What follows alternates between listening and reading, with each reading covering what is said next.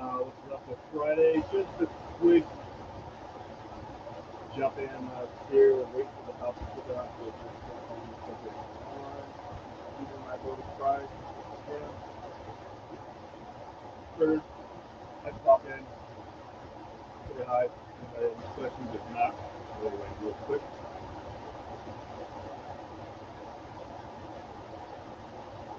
Welcome to the Sci-Fi Channel Live in Phoenix Mountains, Mountain Express. Midnight Express is basically not my throw together every now and then, 30 minutes or so.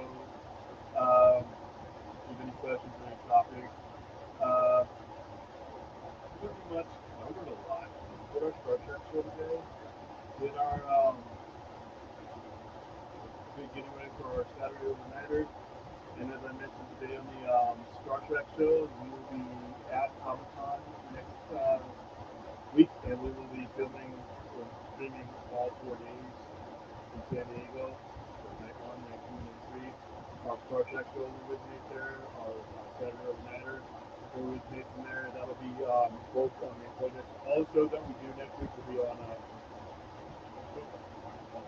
both the Sci-Fi Center's YouTube channel as well as the Comic Con. So I plan on having the camera ready. We'll be doing live streams from the hotel, and I'll also be doing some live streams from the actual event itself. So that is pretty much what we next week. Probably won't stop streaming Monday or Tuesday, and then we'll see the Star Trek watch party that we do Wednesday night. And after that, next time you see me will be, let me switch that.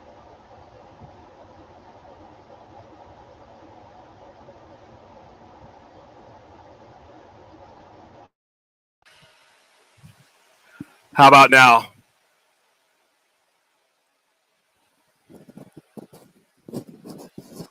Something went on with StreamYards and it reset the settings, so you should be able to hear me now. I went back to the Razor. See, make sure. Let's run a test. Audio testing, testing. Yeah, there you go. Good evening to you, Lion King from Pride Rock. Yeah, I get it.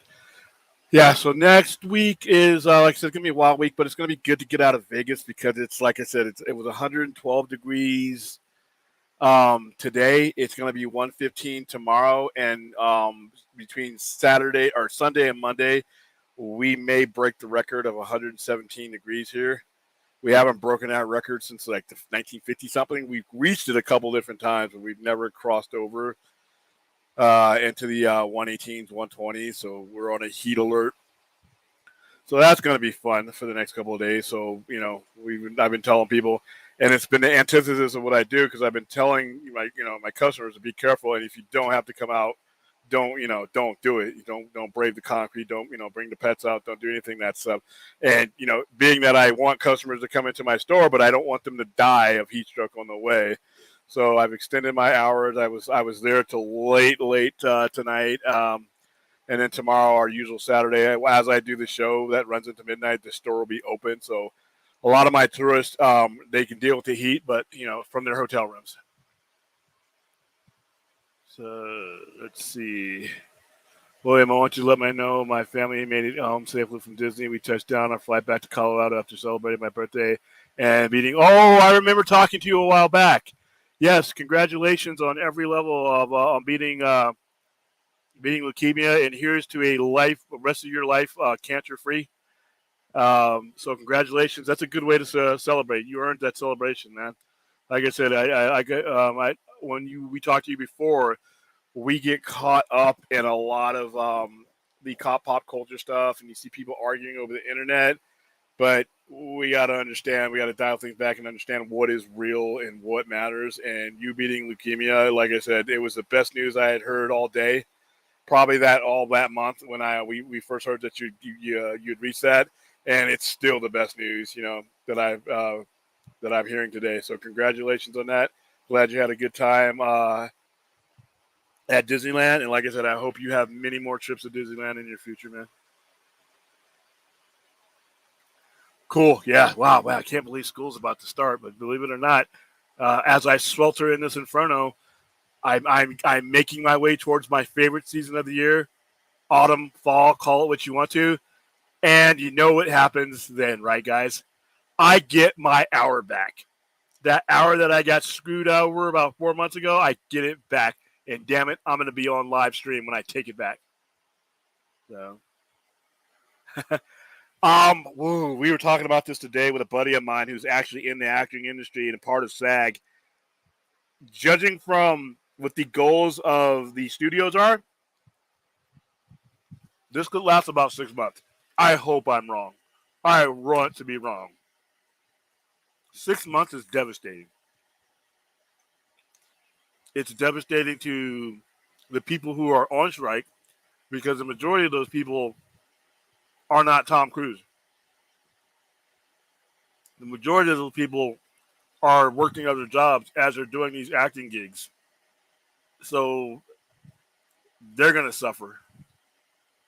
The people who cater, all the people who are involved in these cities where these shootings, where they shoot these movies and these TV shows are going to suffer. Fans are going to suffer, but to be honest with you, we're not the priority because we can still eat, we can still pay our rents. But it's going to really, really, really, really put a clamp on quality, I think, because I think the studios, if this lasts that long, will start taking shortcuts. So I think it's 6 months, but I hope I'm wrong because that's a long time.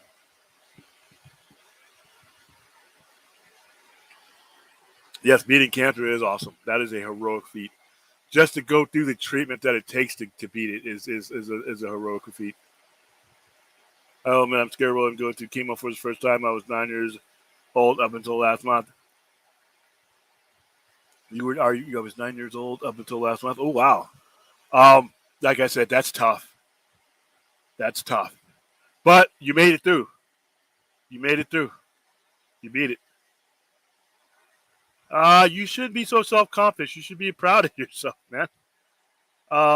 If you're conscious about anything, you prove that there's really the most important thing in the battle you're ever going to fight. You beat it. You won. Congrats, man. That's what older sisters are supposed to do. That's what older siblings are supposed to do.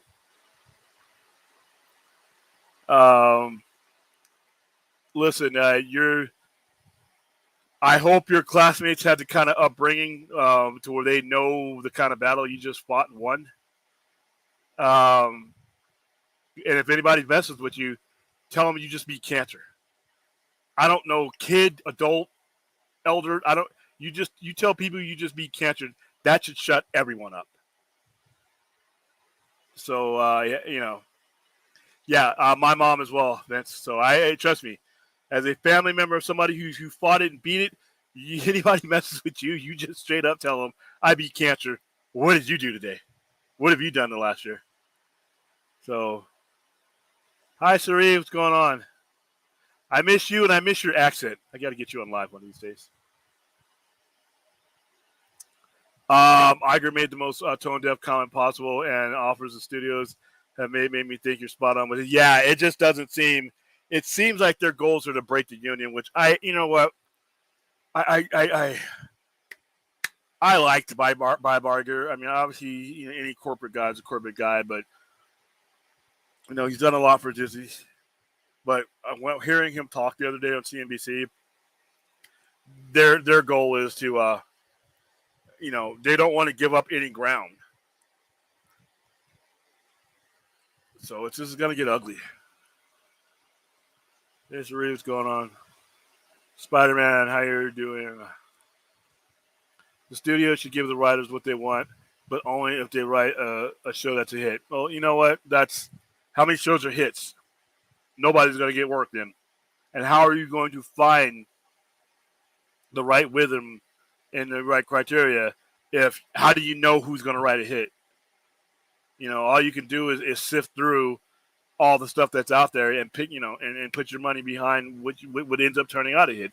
Nobody knows it's going to be a hit. I mean, I remember watching pilots of some of the biggest shows and watching on Entertainment Tonight, or Entertainment Weekly, where they're all terrified, wondering, if anybody's going to watch the very first episode. 10, 15 minutes later, years later, Big Bang Theory is a big thing. But when they were first making Big Bang Theory, that was an abstract concept. No one knew that was going to be a hit. Murphy's Law. I mean, there's a lot of shows that I've watched over the past 20, 30 years that I remember their first episodes. Nobody knew how they were going to turn out, and there's a lot of stuff produced. So, I mean, come on. When you make a hit, then you reap the rewards. Like the Big Bang Theory was a hit. Chuck Lorre reaped the benefits from that, and all the cast did. But how do you know it's going to be a hit or not? You know. Yes, there will be another comic book review this weekend. We are going to go over the Mutant Massacre, 1986 Mutant Massacre. We're going to of the discussion will be the X-Men issues 210, 211, 212, 213, and all that. In my opinion, the Mutant Massacre, for me as an X-Men collector, it changed. You'll hear me say this when I bring up these comic books. You'll hear me say it changed everything for me as far as that comic goes, as far as what I perceived Marvel Comics to be. The Mutant Massacre set X-Men apart from everything else that was going on in Marvel in the mid-'80s. So we're going to go over Mutant Massacre tomorrow night. Wow, it's already tomorrow night. Holy cow.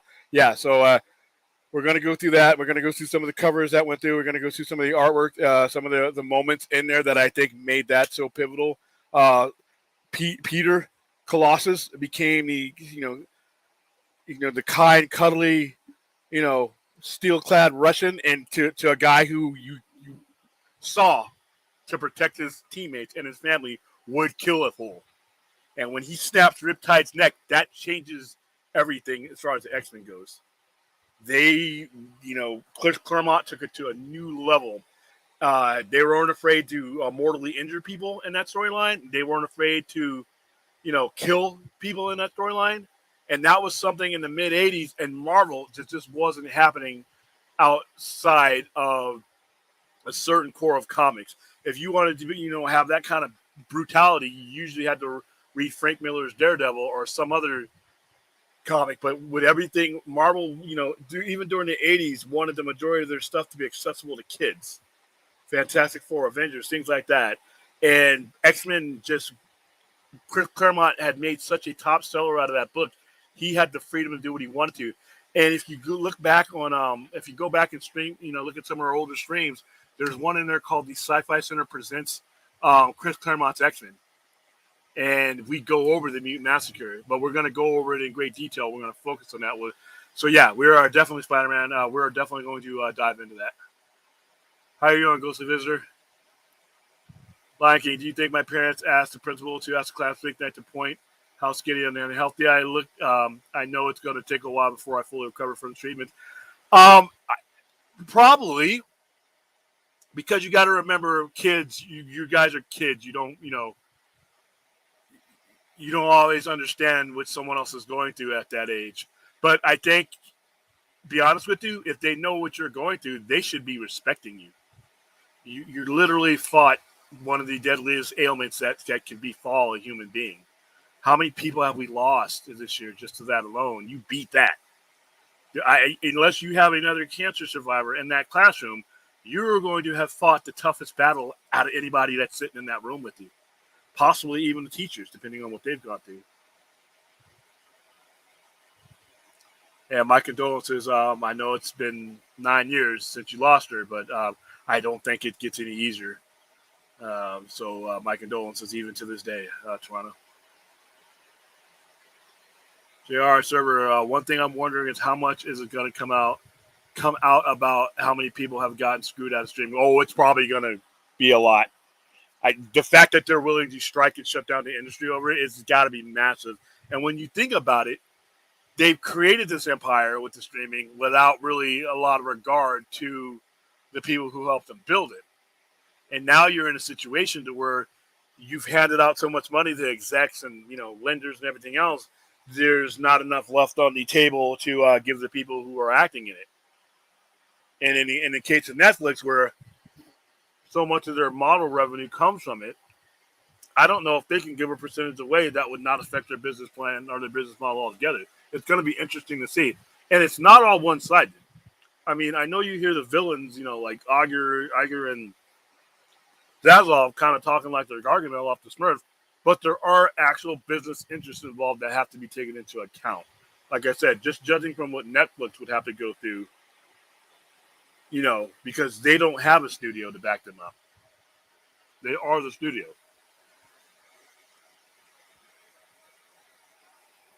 That's exactly the point. These writers need to strive for quality. It's not about no, because the corporations need to stop being greedy and stop exploiting people. You can't just say you have thousands upon thousands of writers. No matter what comes out of this, they're going to strive for quality. No matter what, under the most perfect scenario, you're going to have hits and you're going to have misses. That has nothing to do with, that's all subjective. But that doesn't mean you don't get paid for your work. Your base rate is a starvation wage.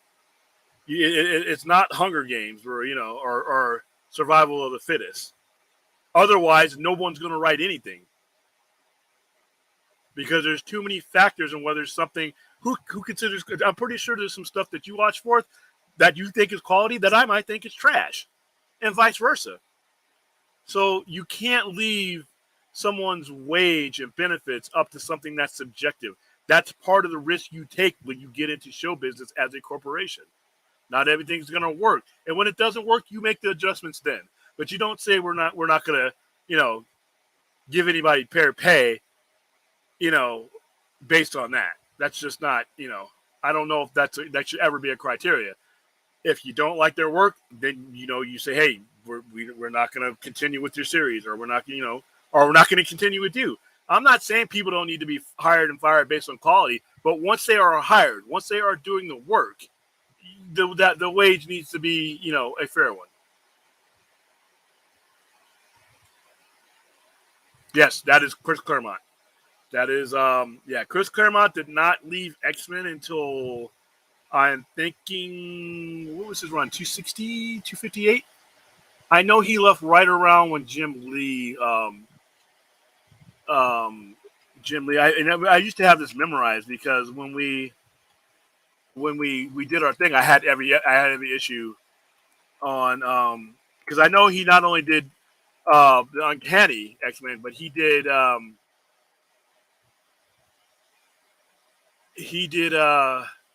the actual X-Men book as well. He opened that one up with Jim Lee.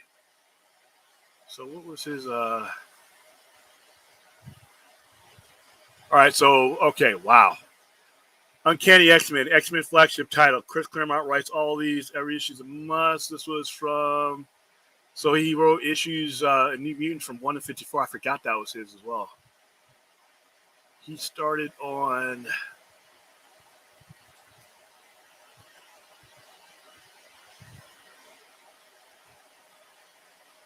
dude, what was his first episode? I know it was right when the John Byrne era, because John Byrne was writing. He was writing. Okay. Oh wow. Okay, so Chris Claremont wrote X-Men from issue 94, which was right after. Same was I am. Yes. Yeah, 1975 to 1991. He did not write Giant X-Men #1. That was in one. So yeah.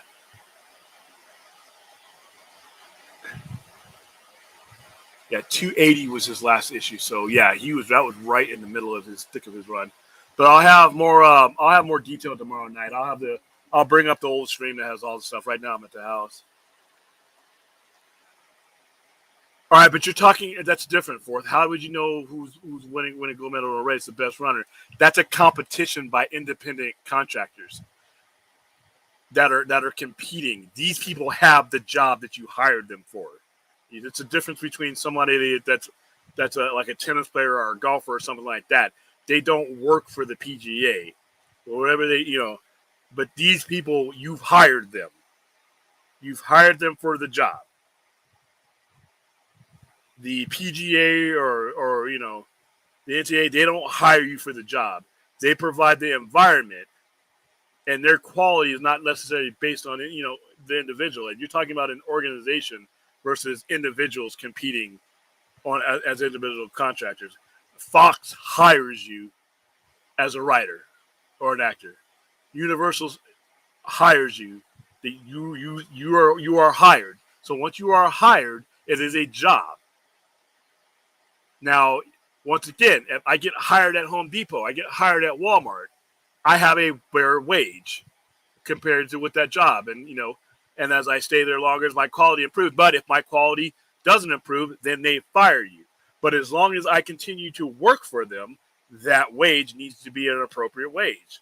So it's not. I don't think that's the same. I don't think that's a good comparison. Why are people hating on Miss Marvel becoming immune? Because it really wasn't. Comic book collectors are not going to like it because she wasn't in the comic. I mean, that's the short answer. Disney did, and I don't mind it. Disney did what they needed to do to tell their story. I don't mind. That's not a thing. And then they changed it in the comics afterward. But we're not talking about a flagship character. That means so much. I mean, if they changed like Spider-Man to being a mutant or something like that, or like when they did it with Submariner, which was complete BS. But if they were to change a character that was not a mutant, that was a flagship character, like a Spider-Man or a Hobgoblin or Green Goblin, but they changed Miss Marvel, not necessarily the access point, in which I don't think it's a big deal. But a lot of people, go for comic book accuracy. I don't need the comic book in the the movie to be it's so comic book accurate that it restricts the writers and the creators to doing what they want. Civil War was not comic book accurate. The Infinity Saga was not comic book accurate. Just tell your story. I'll be all right with it. Music and movies helped me when I was undergoing chemo treatment. One of my favorite songs while I was in the hospital was Judas by Chris Jericho. I bet you know the words just like everybody else. When they're that's one of the coolest things about his interest is he stops the music and people are still singing the song. It's kind of cool. Just watch back and can hear the echo now. Never noticed it. Yeah, I can hear it through you. I'm trying to, like I said, we're a work in progress, Vince. The other night, like I said, we had Brad. I'm buying Brad earphones so that his echo goes away. Because, like I said, every opportunity I get to improve the stream, I'm going to. So it's no big deal. There's been times where I've echoed or I used the wrong mic. Like right now, when I opened up the show, the right mic wasn't on, and you could barely hear me. So it happens. One day I hope to meet him so I can tell him a song helped me. That'd be cool. You know what? That might bring that guy to tears. He cares about that kind of stuff, man.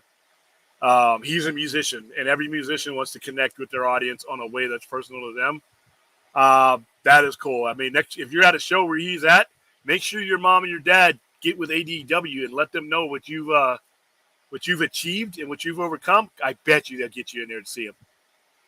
I know I would if I was running it. Yeah, I could probably see where they might get a little tired. Ghosty visitor in 2017 or 2018, a good friend lost a battle either from breast cancer or type 3 cancer. She was young in heart and loved animals and her family and her husband. Yeah, let's listen up. I don't drink liquor, but let's pour one for everyone who is gone through, or is recovering from cancer. I don't think there's anybody on any of these streams that has not been touched in some way, shape, or form by it.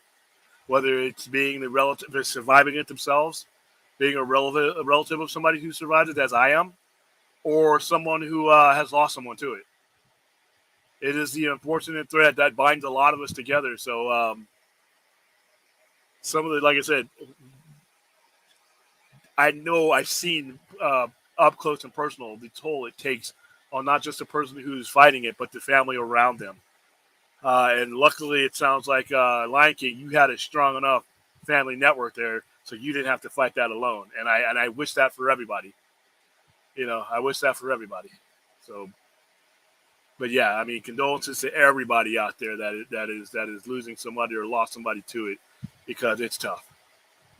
It's tough. I mean, I as much as I love science fiction and fantasy and things like that, the one thing that I hope that that I see by the time I leave this planet is that we get cancer to where we got HIV. Obviously, it's not something you want to have, but remember, as I always say, back in the mid 80s when I was growing up in the 90s, when you got AIDS, HIV, you were a dead man or woman walking. We just didn't have the medical wherewithal to fight it unless you were super rich and you could buy yourself some time. Magic Johnson. I remember when Magic Johnson was diagnosed with AIDS, the death clock was on. The hourglass was supposed to be running out for him. Now, 33 years later, he's healthy. He's fine. He's in his 60s. You know, he's doing it now. If you look at it, there's no life expectancy on HIV like there used to be. You don't get age related complex, which is what ends up killing you. I know people that a lot of people because I'm in a plaza where there's a charity called the Sin City Sisters, the Perpetual Nuns of Indulgence. Their whole purpose is to get medication and get the cocktails and get everything for people who are going through HIV and are HIV positive. And a lot of those guys have been living in it. I know one guy in particular that's been living in it with it since the early 90s. But because of the technology and because of the medicine, it's no longer a death sentence. You can live a as healthy life as you possibly can, think of with that. And that's where I hope cancer gets to. I don't know. Hope and pray that we get a cure for it while I'm still around.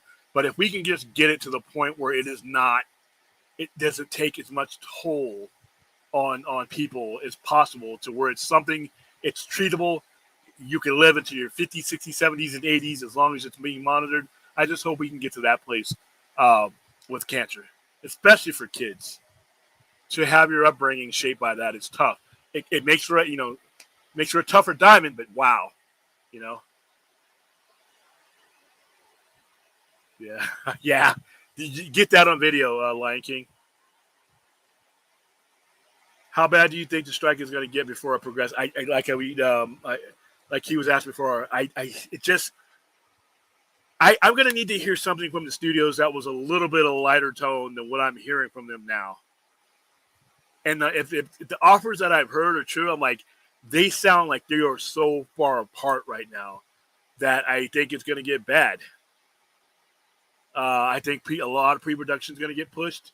A lot of documentaries and stuff. A lot of corners are going to be cut, and it's just going to eventually, at the end of it all, the studios will eventually start to feel the pinch because I know people say, "Hey, well, you can just make independent movies." Listen, I am a card-carrying proponent of independent film, foreign film, all kinds of stuff. If you look at my Facebook pages and my Instagram pages, you'll see I show it all. I'm a big fan of foreign film. I'm a big fan of foreign horror films, especially. Here's the thing: as someone who's the biggest defender of that genre, it doesn't have the draw that the Hollywood movies do. I'll give you an example. You have two movies. Let's go. Let the right one in and Let Me In. One of them is European. One of them is foreign with subtitles. And then you have what year was that? Was that 2011? Okay, so Let Me In is the original. Yeah, Let Me In is the original, and Let the Right One In was the one that was remade by I think J.J. Abrams. Let's see, if you watch both, um, actually no, Let the Right One In is the 2008 version. That's the Swedish version. All right, so that was the one that was the original one, and then Let Me In was the remake that was American. If they were to release Let the Right One In, you would have had some issues here, and it's a splendid movie. It's a splendid movie, but American audience relate to American movies for the most part. There are some of us out here that are into everything, like myself. However, they remade that movie, and movies like The Ring, Ringo is the original one. If you watch the movies are almost exact, but one is in foreign language and in subtitles, and while the other one is, you know, hold on for a second. I got to fix something. The other one is in English. Had they tried to release that one as the sole, carrier of the franchise, it wouldn't have worked. But they did what they needed to do, and that's what I fear about when people are saying, "Oh, well, no, Hollywood will just use this as a substitute." Yeah, for guys like me, of course, I'll eat it up. I watch Japanese horror, I watch Korean horror, I watch Italian horror, I watch Filipino horror, Thai horror, Spanish horror. I've shown. If you look at our catalog when in our screening room, I've showed like 500-600 movies, right? And I to the point where I run them out. I run out, and I have to have them imported. And back before the days where Netflix had everything, we were the only people in Vegas showing this stuff. So I understand the quality of this stuff, but I just don't understand the draw. So, and by the way, if you want to support the Sci-Fi Center and my little staff here that helps me out when it comes to running these streams and everything else, I'm putting the link in the Streamlabs link, the tip link. You can tip any amount you want. There it is. I hoped by Comic-Con time to be doing the Sci-Fi Center streams from our page solely on Streamlabs. All right, now my dinosaur ass is inch by inch getting better and better and better, and I should be able to run like a test stream. I might even test it tomorrow with the overnighter. But yeah, streamlabs.com/the Sci-Fi Center tip. We're not monetized yet on our channel, so anything you give helps. Like I said, it's the difference between a mayonnaise sandwich and a Happy Meal. But mainly it'll help me get different programming and improve. And like I said, I hope to improve the show every time out. If you've noticed, if you look from the first day I streamed, it's much better now than it is. Even with as much as I screw up now, it was. Look at my first stream over a year and a half ago. Oh my goodness, I'm surprised I knew what to do. Hit the live button. So yeah, that helps us out. That helps. Gives. I'm about to upgrade to the top tier version of Streamlabs OBS, things like that. So if you can tip, that's cool. All right, so let me get back to that because I know I saw. Okay, I'm going to get to you fourth because I do think you bring up a very valid point, but I just don't agree with it. I think I have a particular way of seeing life because God allowed me to go through darkness to see the light on the other side. Yes, that is like, and I just said at the beginning, let's have fun with the stuff we talk about, but don't end friendships over it. Don't be blocking people over it. Don't be getting your blood pressure up over it unless it's out of excitement and happiness. There are certain things in life, and I'm not saying our pop culture doesn't mean anything, but let's put it in the context of people that are going through things like Lion King is going to, people that are going through marital issues, divorces, real life issues, and stuff like that. The things that we go to these things for to get away from. So yeah, and everybody's going to be going, and not just for cancer. Cancer is a great perspective to put it to, but whatever you're going through right now, just understand that. Let your entertainment be your guide out of that for whatever time it is. When you're sitting watching a movie, that's your 2 hours. When you're sitting talking about movies, that's your time away from misery. Don't make the misery your getaway and the same thing. You know what I mean? So I'm glad to hear that for you. All right. Any film had a big draw in the 90s and 2000s? Yes, it did. With Miramax, this whole model of overbloated blockbusters can't be sustained. Disney bit off more than they can chew. But you know what? And they say this stuff, but they're not going to draw down. They can't draw down. The infrastructure that they have designed and built for themselves is not sustainable with indie stuff. The indie stuff exists because there's places like Netflix and other places, Searchlight when they were around to give these movies and elevate them. But remember what I said a couple of days ago, getting the movie made is one thing, but getting distribution. Like I deal with independent movie people here in Vegas. We've had some of them on. And remember what they say, the hardest part, sometimes getting money for the movie is one thing. Getting it distributed. Remember I had Lou Simon on here. She's been making movies for years. And distribution. Remember the biggest thing that we had, the problem she explained, and it's everybody who ever comes on our show, is distribution. And that's where the big studios happen. You can make an independent film, but you need an outlet or a platform. And that's where these companies come in. And when they're doing things right, they help. But like I said, without the distribution, it's going to be hard to get the bandwidth that they need, and the studios can't rely on that. All right.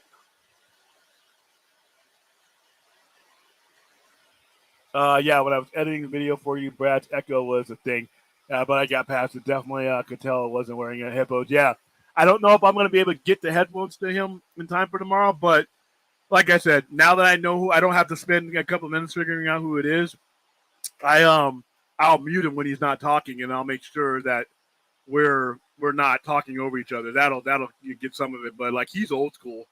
Um, so I got some earphones that I'm going to get to him. I just got to get his address and send them to him because he adds value to the show. So I want him to be on and then be echo free. So yeah. Okay. Yeah, Spider-Man is a mutate because he wasn't born with the powers. So yeah, I was just bringing it up because they were comparing to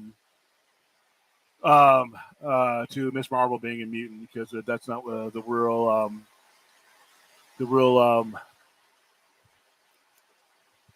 nature of her powers was. Off topic, way off topic. Thoughts on Terrifier 2? Heard you mention on a prior stream. Yeah, dude, I try not to bring Terrifier 2 on. And this is, I've seen it all when it comes to horror. Something about that movie screwed me up, man. Something about that movie just really. I had to get up and go sit somewhere else and contemplate things. There's one in particular scene. I think it's Terrifier 2. I'll just say the Saw scene. I don't know. I know I've seen worse. Hell, I watched Human Centipede, all three of them. We screened them here at the store. And if I can make it past Human Centipede 2 in the laxative scene, I should have been able to make it past anything without being unnerved. But there are things in Terrifier 2 that I needed time. I really don't think anybody, because to be honest with you, a lot of the issues on that are going around are a lot of them they got a little bit more, but they left themselves open for things like AI, which no one was thinking about in 2008. But intellectual property is intellectual property. Intellectual pay is still going to be the same thing no matter what the source is. So a lot of the stuff that didn't get solved in 2008, 2009 kind of like evolved into what we're talking about now. So I don't think anybody heard. All right, I thought they were complaining about not getting residuals. Guess that means, ooh, uh-oh. Something happened on StreamYards or our Streamlabs. Ah, cool. Let's see. Somebody. Hold on, guys. I'm on. This is all new to me. I got to figure out who just did this. Let's see. Does it show me on the thing? It doesn't show me who made the tip yet. It will once I integrate everything together. Let's see. July All Stars. Let's see. Hold on.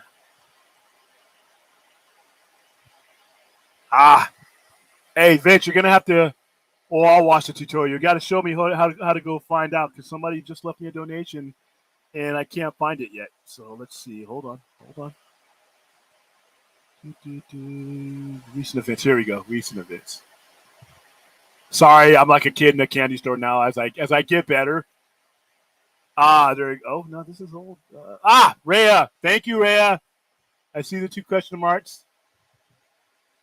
Let's see. Thank you. Rhea donated $10. When I start streaming using Stream Labs, it has cool little things that pop up on the screen, and you can play around with them. I'm playing around with it today. Like I said, eventually I'm going to do it. But thank you, Rhea. Got $10. That, like I said, now I've gone from mayonnaise to kids meal, maybe upgrade. Thank you for anybody who donates. Like I said. Okay, I thought they were complaining about not getting residuals. Guess that's what I mean. Go hit shows. Well, no. It's the thing is that they deserve this even on the hit shows though.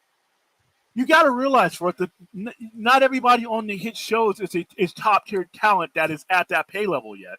There's a lot of writers who write a couple episodes here or there on hit shows that are not getting fairly paid. The stars are. Maybe the head writer, the upper crown guys are, but this strike is about everybody. It's like the people that are the little guy. When you're watching the credits of some of these hit shows, that little guy on there. that probably did something as far as wrote a scene, did something, edited a scene, part of a scene, or just did one episode, and that's they're on hit shows, but they're not even getting paid. Some of these guys are not even getting paid the proper wage for successful shows, and that's what the strike is about. All right, I just want to make sure that I don't want to. I mean, since it's I'm going to go a little bit longer because there's some interesting questions in there, and I don't want to leave them on the board. I'm glad the writers and the actors are striking right now. Corporation needs to seriously take a step back. Disney, Lucasfilm, DC has bombed poorly, and so far from June films, I don't know. And like I said, this is the most important work stoppage in a long time for any walk of life, simply because there's a lot of legal precedent that's going to come from whatever collective bargaining agreement they go on that's going to set the template for a lot of things that we do on YouTube. Some of these big YouTubers are going to want to safeguard their intellectual property. What kind of laws? I mean, like I said, I think we're going to open up a lot of court cases where, even once the strike is over, because likenesses, intellectual properties, a lot of people make a lot of money off of things that aren't necessarily tied to Hollywood. And this is going to get brought up too. So it's very important. All right.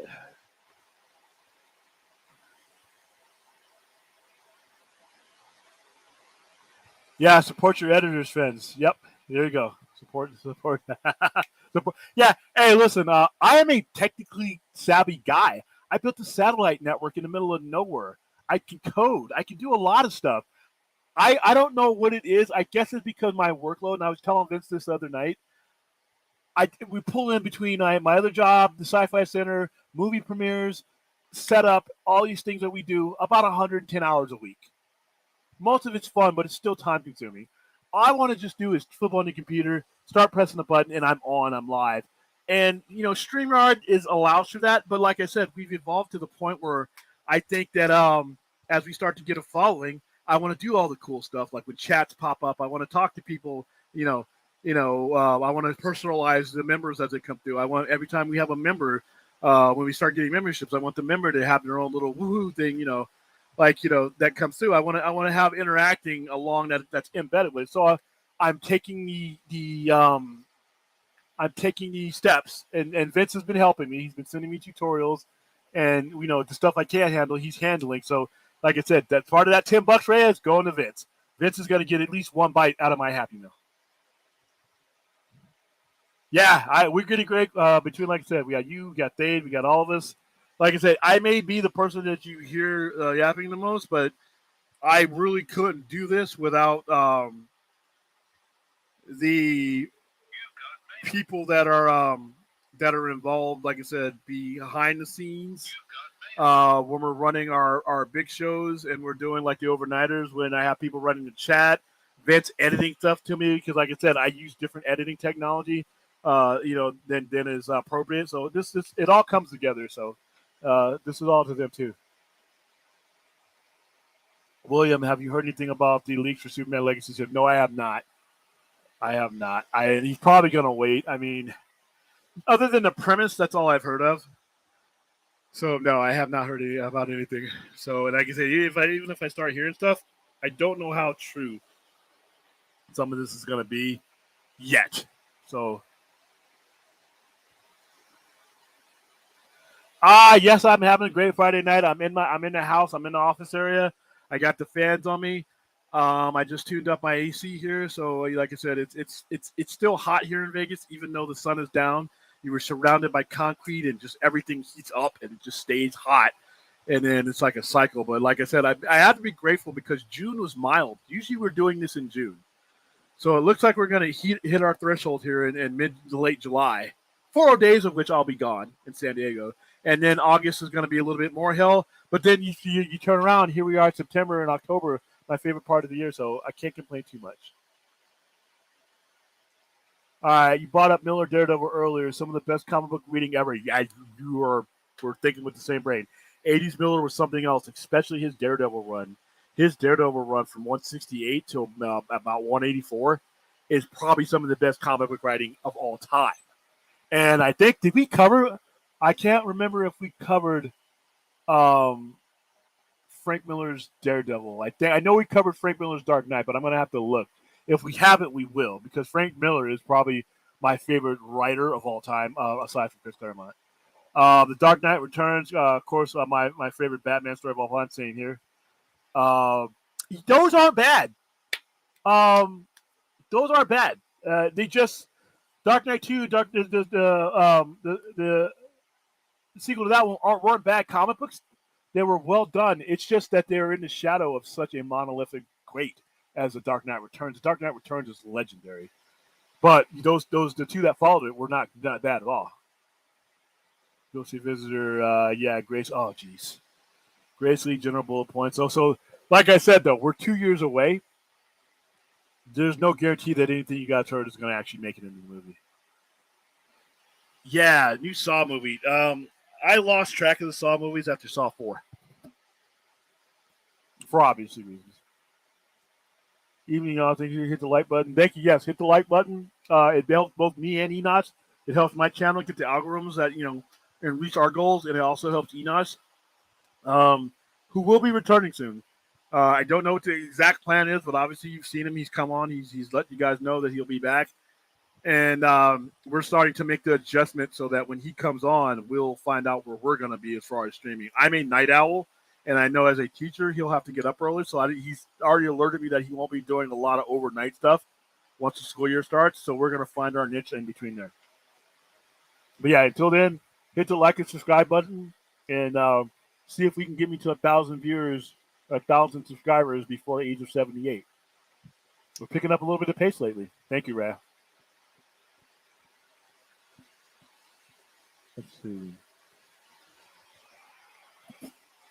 William, I got 2 new video games for my PlayStation 5 First Light and First Light Second Son. Lion King, I got to admit, I am not a gamer and I'm not very familiar with video games. I've stayed away from them because I have an addictive personality. And you think I don't get anything done now? My goodness. Could you imagine me, a former military combat vet, playing Call of Duty or Gears of War?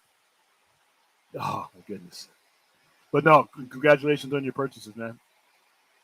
Yeah, Saw X. Oh, my goodness. Oh. Yes, we're getting upgraded. If like I said, I'm not on camera right now because of some upgrades I'm doing. I mean, when we do our watch-alongs, I like to be on camera, so I move a lot of stuff around that's in temporary positionings. But my eventual setup is going to be, I'm going to have some color lights behind me. I want to have my wrestling belts behind me, but I also want to have some Funko Pops in front of me, just standard setup. And then I want to have a TV screen somewhere near. So when we do our streams like this, because I don't always want to have to stay at the center to do streams, but I like my background there. But I'm building things up here. I actually have, I've upgraded. You guys saw my mics. Right now I'm on my my Kraken headset, but I have a much more, a higher end mic. I just like the way the Kraken, the Razer Kraken sounds. But I also got soundproofing that, that styrofoam stuff. I got those from an orchestra that moved out of our plaza. So I'm going to put all those around. So I think that once I put those around, I'll be able to use the expensive mics that I got. Evening, Helios, host Ray, waving hi to everybody. Yes, Ray, he's very awesome. I got a chat. I met her a couple of different times. She came out here for to visit with her sister, and she came out for Showmania, and she really helped out a lot there. Yes, I'm actually. You probably heard me chewing. That was because I had a piece of shrimp in my mouth from my loaded fries. Generally, I show you guys what I'm eating from Sister Kim's. I definitely will tomorrow. I'm getting loaded fries tomorrow, and we'll open up the show. Probably like the first scene from the show. As soon as the intro's over, you're going to see a close-up of loaded fries. Holy cow, the studios are trying to get the actors to forfeit using their likenesses for AI for Amazing 100. Yeah, that's not going to, I'm hoping that that's just their lowball offer just to start the negotiations again, but that's almost like an insult. I haven't yet figured out how to show tip notifications on StreamYard. I use Stream Elements for tip personally. I set up both of them, and I set up Streamlabs, and Streamlabs it out of the two, that I had downloaded, Stream Elements just seemed a lot easier for me. It seemed a lot more William proof, and I was able to figure out the tip thing right away. Like I heard your tips come in right away, and if you stream through Stream Elements or Stream Labs, it actually it has a little ghost or something that pops up, and it shows and it stays on the screen. And when you typed in a question mark, you could have actually typed in a question, and I could when I learn how to do it through Streamlabs OBS, it'll show me that question. I can answer it right. It's kind of like a super chat, but it's more integrated. That's why I want to get it done. But thank you. All right, winding down for the evening. Hope you all are doing well. Yeah, we're doing well. Like I said, I'm going to get through most of these questions, and then I'll dive into my food.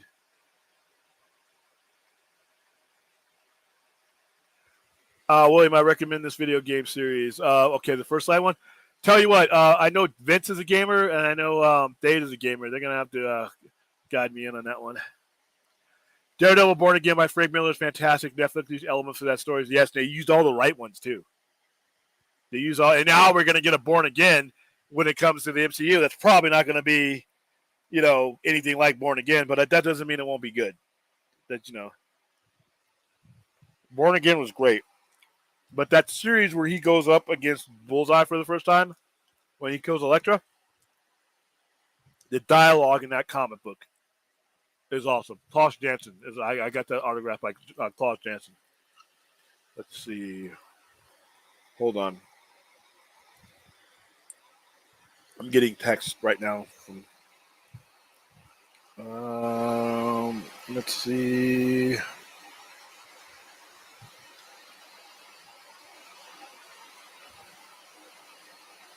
Oh, okay, yeah. Yeah, but Frank Miller's Daredevil. Like I said, we need to dive into that. Hello, Toronto. What's going on?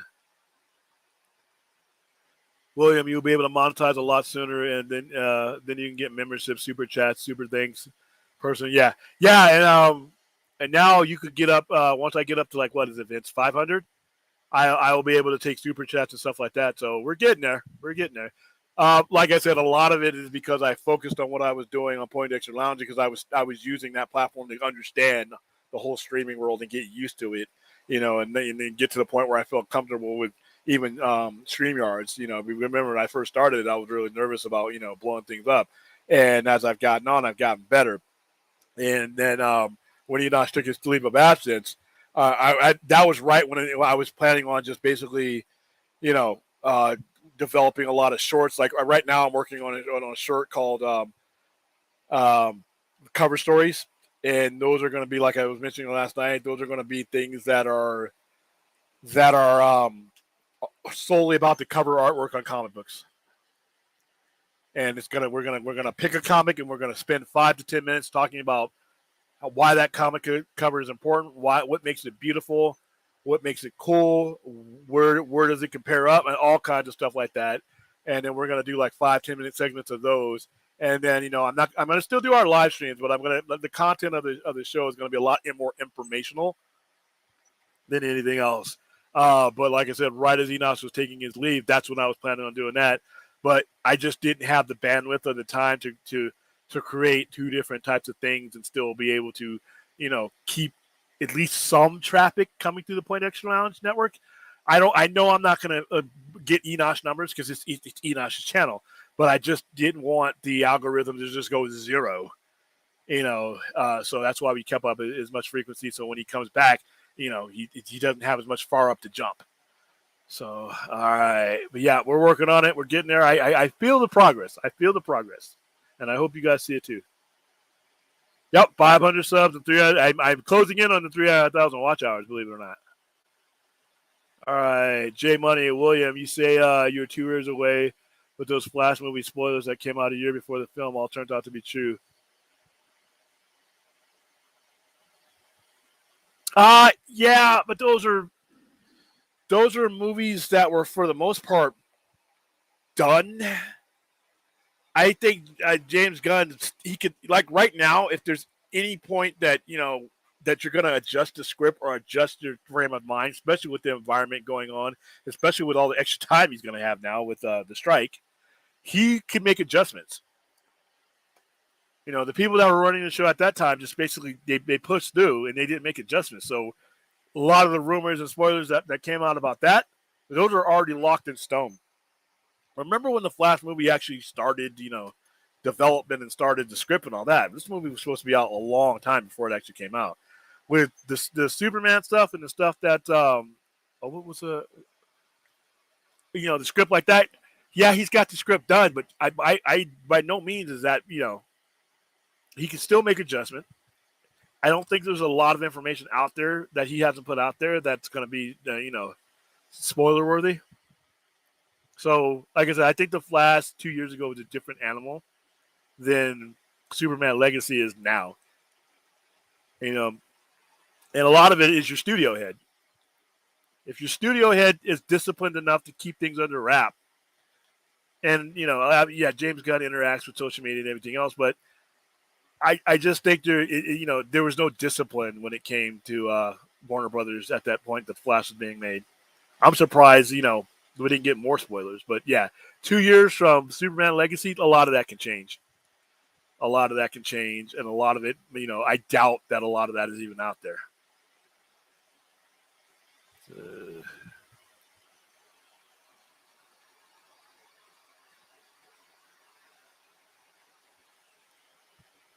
And once again, just to clarify, I a year before the film came out, the film was done though.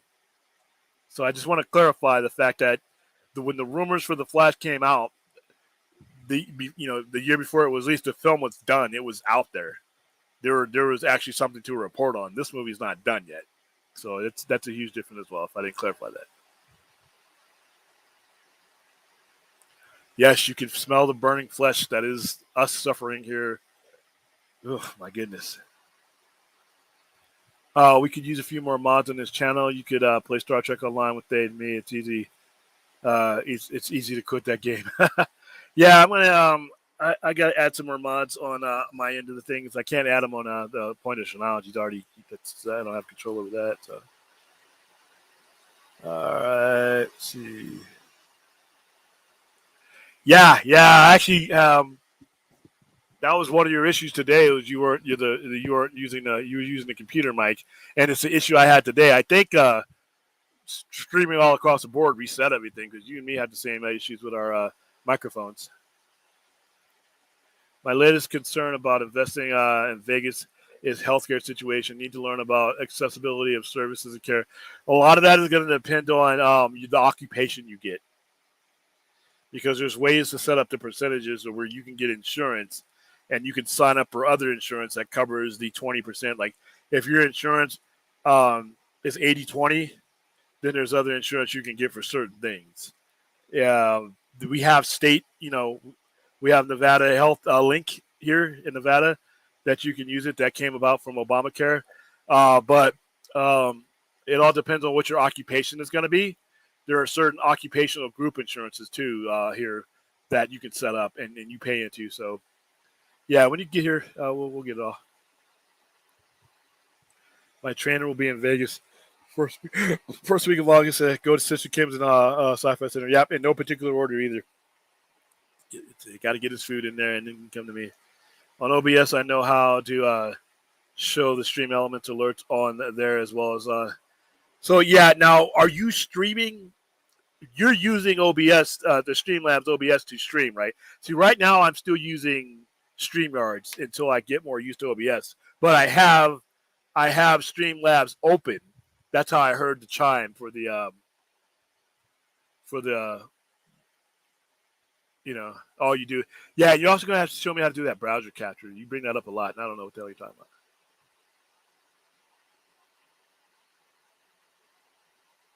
Yeah, I'm sorry. Yeah, when I short, it's like 5-10 minutes, bam, that's it. So that you don't have to spend your whole day watching, me unless you want to. Here's a comic book cover for you. Tom McFarlane's Death of Captains. Let's look that up.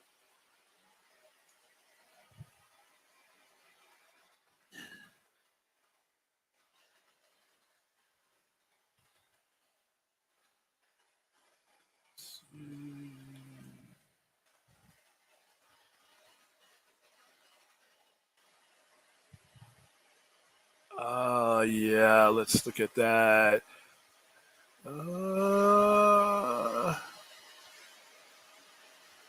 I'm just seeing. Are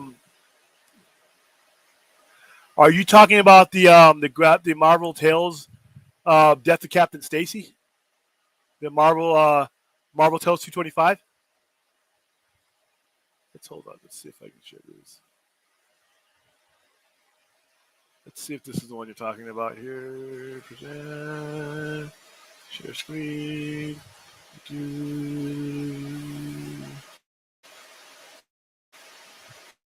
Is that the one you're talking about? Oops, hold on. It's not sharing. There we go. Wow, that was slow. That's a good cover. If that's the one you're talking about. All right, let's go. Okay, yeah, you were okay. There you go. All right, but Gunn is very particular about his scripts. I don't think he will change it too much just because things got leaked. I don't think he'll change it because things got leaked. But given what's going on, there's a lot going on right now that could change the way everybody's doing anything. So, say for instance,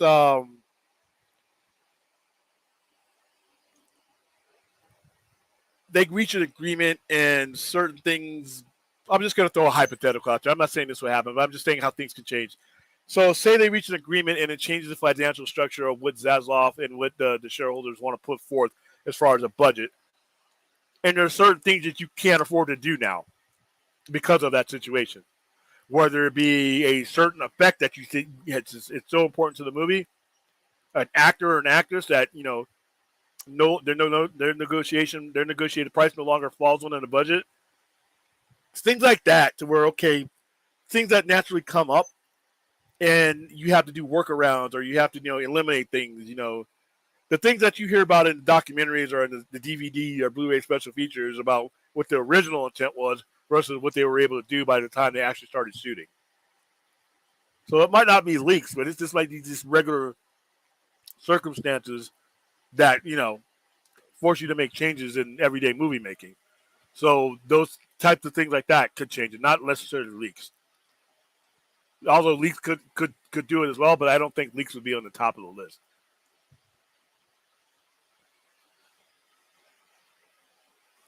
Daniel, do you see any scenario where they could possibly release the air cut with the writer's strike? If there's gonna be a time, well, if it happens, I can see a bunch of content like that getting released just to give people something to watch. Because, like I said, if you're not creating, that means you're not creating new content for your streamers. And eventually, if this strike lasted a long time, you're going to start creating gaps in production. So say we're on strike for 6 months. That means a lot of your big budget, big name stuff is not being made. And whatever your date is for it to come out, it's whether it be 2025 or early 2024, some of those things are going to be, eventually this is going to catch up to them. So yeah, you might see some stuff that's already been paid for or mostly paid for and getting thrown up there. You might see some stuff you wouldn't expect to see simply because they're going to need content. Yep. And the directors, to be honest with you, in my opinion, this is just solely my opinion. The only reason why the directors reached the deal so quickly is because a lot of them are literally part of management. They're literally, a lot of your directors and producers are in the same boat. They're, if you look at a lot of the people, it's a so-and-so film, and the director and the producer are the same guy. So they're literally part of management in some cases. So they're not losing. Their negotiation is going to be, we're not talking about, the majority of those guys are making far beyond the living wage. So, yeah, that's true, which means whoever leaked it probably truly had some inside connection. Yep.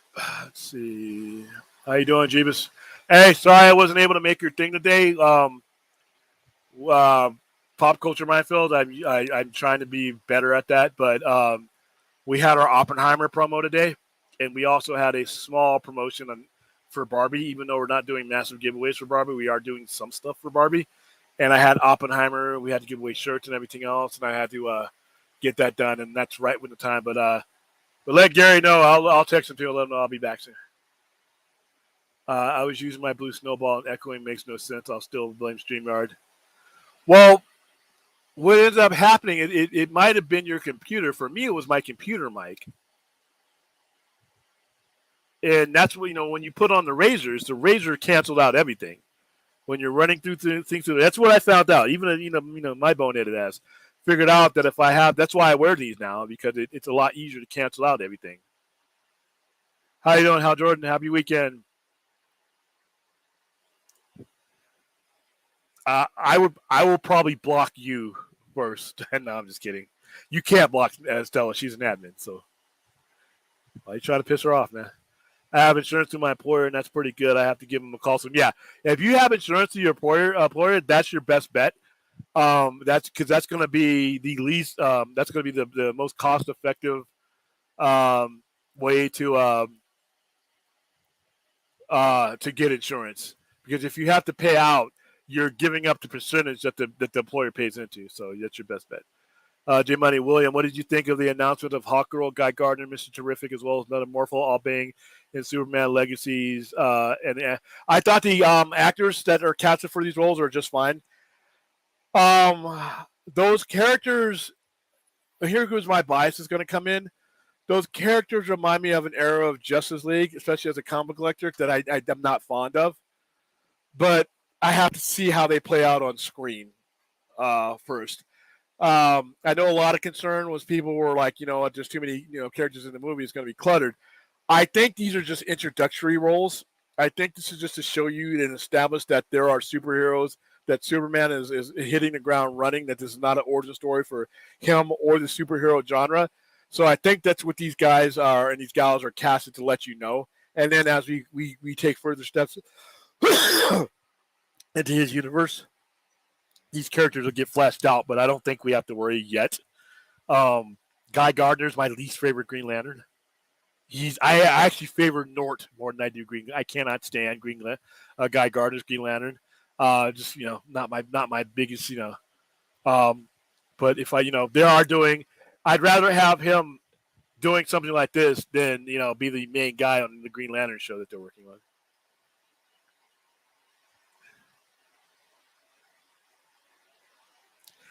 And we're not going to be doing any of that. Even if you were a mod, we're not going to. We are going to remain cordial here in your chat. Yes, I use Stream Labs SOBs or OBS to stream when I do not. StreamYard browser capture is an OBS adjacent thing. I don't even. You're gonna have to explain to me why I would need screen capture. I'm pretty sure at some point I will, but you just let me know. But yeah, that's my plan, is to stream through Streamlabs OBS, because like I said, all the stuff pops up through there. And I did a test run last night, and I was able to do it. So, but I'm not quite there yet. With comfortability yet, but I will be. Yeah, support me, please. Sci-Fi Center, YouTube.com. Yeah, there's a link to our right to our channel. That's a longer link.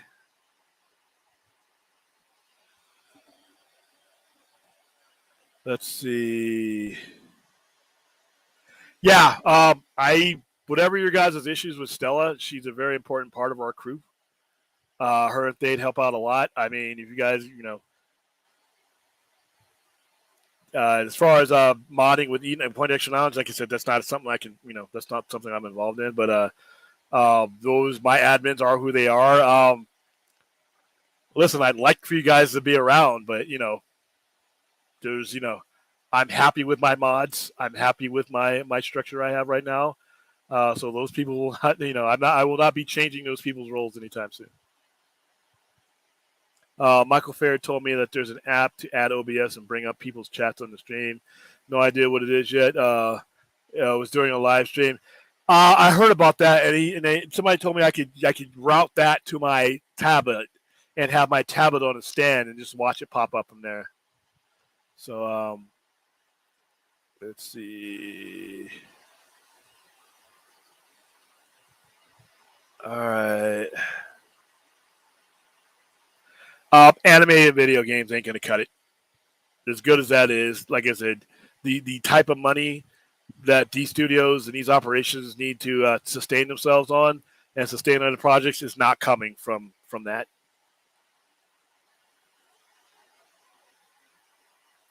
Yeah, it's that one. I got the notification. Somebody put the link in my chat, but I was still doing the Oppenheimer stuff. Oh shit! You're right.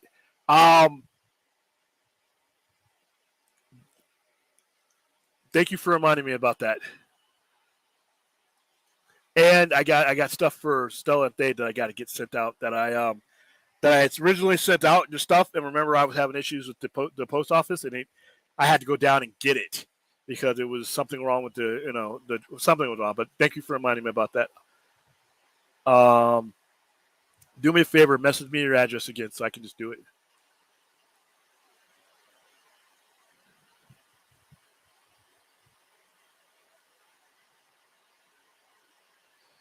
Yeah, but see, the audience is going to be like, you all suck. Where's our content? So that's not going to work. No, I think there might. Who knows? I mean, there might be a Justice League around, or there might be members of the Justice League. I just don't, I don't know at what point he's going to bring Superman along, whether there's a league already in existence, or whether that's something that he does throughout the first couple of movies. Who knows? It's definitely a different thing though to start off with an already established superhero world. Yeah, I hated Justice League International, and I love Keith Giffen. Keith Giffen is one of the better creators to ever put his hands on DC. But I could not stand his work on Justice League International. I couldn't stand that book at all. Thank you. But Nathan Fillion is awesome, so maybe we'll change your mind about Guy Gardner, at least in live action. Yeah, I mean, I think most of the stuff with Guy Gardner is he was designed for us not to hate, it's for not to like.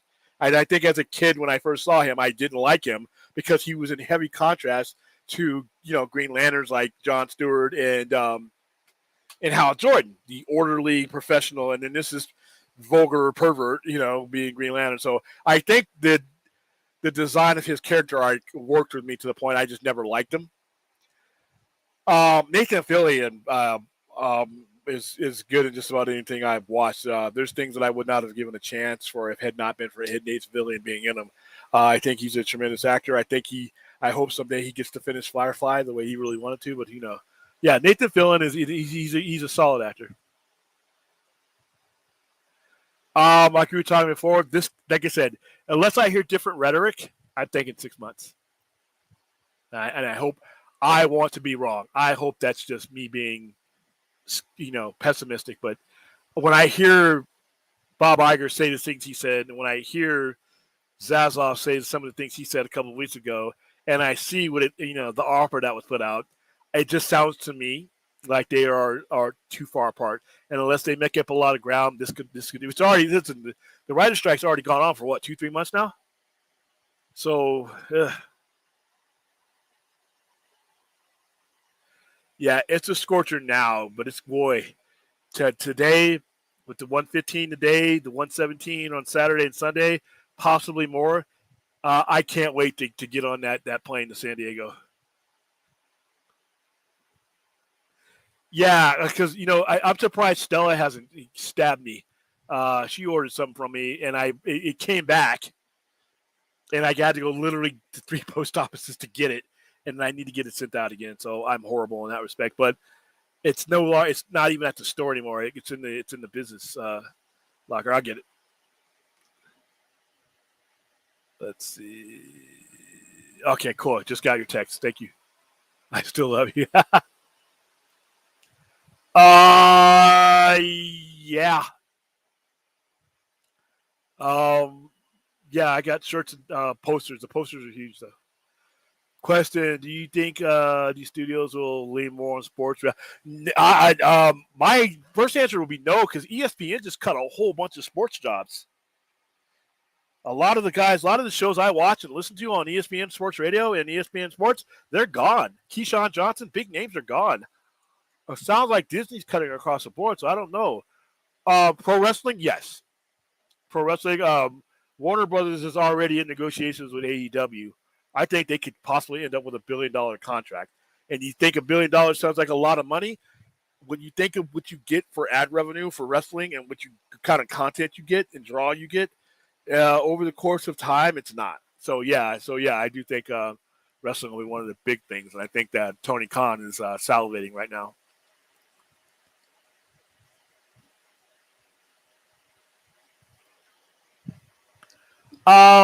like I said, I'm not getting too excited over not excited, but I'm acknowledging the castings. But like I said, I graduated from DC University, and remember what I told you guys. DC University has told me not to get excited either way about these announcements because of we know what we've been through. So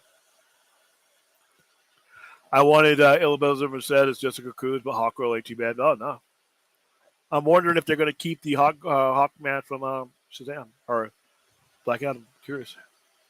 See, I'm thinking it will be established that there are other heroes in the world, but there isn't a Justice League yet. I think they will have to come together because of events in Chapter 1. That's very possible. That's very possible. Monkey Jeebus, find entertainment elsewhere like anime. Some of the big studios have already have invested heavily into anime, so they'll like that. Here's the thing, though. Anime is great. Anime is popular, but is going to make up for the sheer volume that they're losing in the other platforms, though. See, that's the thing is that those things are their second and third options. Your second and third options generally don't give you what your first options do. That's why they're second and third. So who knows? It could be, could be an adjustment they have to make. Boy, that's going to hurt if they do. Ghosty Filler, Nathan Fillion needs to be Nathan Drake. In Uncharted, he looks and sounds like the main character, but too late. Yeah, they already did that movie. See, that I haven't heard, but like I said, I haven't been paying too much attention because, like I said, I'm 2 years out. So I haven't heard the details, and whatever Grace has leaked, like I said, I really don't listen to Grace Randolph, so. Gunn is going to use Guy Gardner as a joke. Well, Guy Gardner is a joke. That's what I mean. Guy Gardner is that vulgar. He has his heroic moments, but for the most part, he's accepted into the Justice League because he's a Green Lantern and he's the only one that they can get at the time. But yeah, he's a pain in the ass. Holy Avenger TDK, I promise Julian would you this a bunch line. Like I said, a lot of that is written into Guy Gardner's character. And then they tried to change him after 0 Hour to Guy Gardner Warrior, which was absolutely horrible. You realize how much being a Green Lantern meant to Guy Gardner's character when they tried to give him the yellow ring and they tried to give him all that other stuff. His character strength was at that he was a Green Lantern, but not the Green Lantern, that you knew and loved. That was his stick. Yeah, I got it, Vince. Thank you. Aaron Pritchard, you forget about foreign content. Netflix imported a lot of. Yeah, they imported a lot of Korean stuff, from what I hear. And like I said, I love this stuff. I love Korean stuff. I love Japanese horror, mainly horror and science fiction, but there's other stuff out there. I'm just skeptical that the American audience is going to embrace that at the levels that these studios, especially Netflix, would need to get their value out of it. Like I said, we're talking about studios who know their audience well enough to know that the original Ring, wasn't going to work over here, but they had a great premise so that they remade it into a movie that would work over here. So there's, I wish American audiences embraced foreign stuff a lot more than we do, but it's just, the law of averages tells you that they don't. Yeah. Susie Colbert, Jay Williams. Oh no, Jay Williams is still there. Matt Coleman, one of my favorites, is gone. And so did I. Oh, yeah, man. They fired Keyshawn, and I'm a night owl into the early morning. So his show, Keyshawn, Jason. Oh, I got something happened. I got another chime. Woohoo! Commercial Center District, my home plaza, just like my stream. Let's see who else did something. This is neat. I'm sorry if I feel like a little baby that's just got a new toy. Oh, that's cool. So like I said, I can't wait to get this, start streaming on Streamlabs all together so you guys can see all these cool things. Yeah, they fired Keyshawn, and I thought that about it like in the crappiest way. Keyshawn, Jason Williams, and Max Kellerman had an early morning show that ran from 3 because I usually go to bed because I work late. And I do these streams, I do all kinds of stuff, and that's the show I go to bed to because I keep sports radio, and that was my favorite show, man. And they took it off. Keyshawn will be okay, but damn, me, I won't be. Shit. Yeah, Jalen Rose. After, of course, they were, crappy enough to do it after the basketball season because man. So yeah, they're cutting out a lot. Is that official that AEW? Yes, AEW is in negotiations with Warner Brothers Discovery. Warner Brothers Discovery apparently wants a lot of program from them because wrestling is a big part of what he wants to do with the network. And AEW is backed by a multi billionaire that can keep it going and keep the content going. I think they're in they want to stream some stuff on Max, like some of the certain pay-per-views they would like to stream on Max, to get viewers there. So yeah, there's the reason why there's Collision is because WBD wanted something back. They wanted wrestling back on Saturday nights. That's why you got Collision. They wanted Rampage, and they're working out right now. They're seeing where Collision falls in the ratings because they know it's going to be going up against college football. But they want something on Saturdays to be in that atmosphere. So it's looking good for AEW and WBD. That's one of the things. That's one of the relationships I think they've handled right. Yeah, exactly. Guy Gardner was only cool when he had the red and green rings in New 52. Oh, he ceased being cool long before then. Okay. But that got overshadowed when Kara got the red ring. New 52 Kara was definitely a badass. You know what? Listen, you guys have heard me talk about that era of storytelling. It was so hard for me to get into any of the characters given the upheaval that was happening at the time. Monkey Jeebus is not an origin, but there isn't a league yet. Like I said, I'm not going to comment on this guy because I don't know. And like I said, I haven't heard it from the horse's mouth yet. And there's so many sub horses mouth that say things. I just don't want to look like a fool and quote something I don't lost. But yeah, Paradise Lost, I'm looking forward to. In the Green Lantern show, I'm looking forward to. So I don't know how this is all going to integrate. I was hoping I would have a lot more information this far into the game, but with all these strikes and stuff going on, the information is probably going to be, few and far between because you definitely can't be announcing castings right now. They're still filming House of the Dragon since it's being done up to. Yeah, that I understand. But I know Matt Smith is part of the Screen Actors Guild, and so is Olivia Cook. So I don't know how that's going. I'm going to have to look up an article to see exactly how they're doing that, because I know those two for a fact are part of. I don't know if it's a factor of yes, they're part of the Screen Actors Guild, but since they're not doing it in America, but even though the thing is being screened here in America, I don't know how those rules work, and I don't want to talk out of my ass.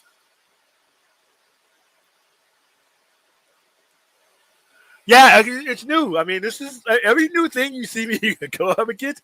Like I said, dude, the look on my face when I first do Streamlabs OBS right, and I don't screw that up, I might do a backflip in this here chair. I love getting the hang of new stuff, and I love getting new stuff. I love, when my comics and my toys come in, and I cut open those boxes, I love seeing new stuff, and it's the same thing. I'm having fun with this. So, all right, I knew about Jalen and Max getting the hook, which was a travesty, but yeah, and it all happened at the same time.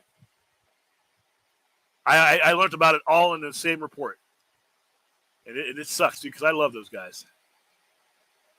I remember Jalen and Jacoby. Whoo, dude! Oh my goodness! I'm right now. I'm working on a wrestling show called Wrestle Sundays, and it's going to cover a lot. But dude, do you realize how long the sports stream would be? Remember when I used to have to stray away from talking about heavy metal and wrestling because it would like add on like hours onto the stream? When I'm trying to like get out of there and I'm like, oh, somebody brings up a wrestling question and there we go, or somebody will bring up a heavy metal question and there we go. Could you imagine how long the sports streams would be? And I would literally have ESPN or streaming or our game right in front of me as we were doing it. I could pull it off, no problem. But man, is there enough time in the day or week for me too? That's the question.